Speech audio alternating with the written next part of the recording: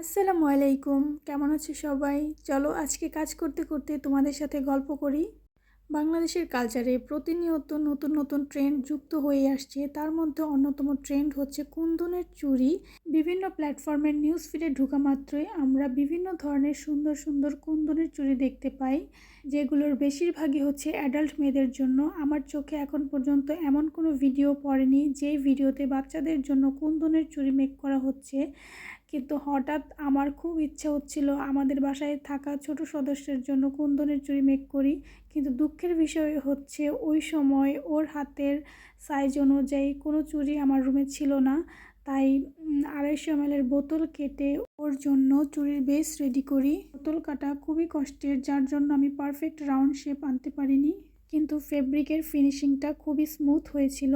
এখানে যদি সত্যিকার চুড়ির বেস ইউজ করা যেত তাহলে এর ফিনিশিংটা আরও বেশি সুন্দর আসতো বলে আমি মনে করি। ইনশাল্লাহ ইচ্ছা আছে নেক্সট টাইম ওর হাতের চুড়ির বেস ইউজ করে আমি কুন্দনের চুড়ি মেক করব অ্যান্ড আপনাদের সাথেও শেয়ার করব। আশা করি সেই সময় পর্যন্ত সুস্থ থাকবেন। আজকের চুড়িগুলো কেমন হয়েছে অবশ্যই জানাতে ভুলবেন না। Thanks for watching, tata.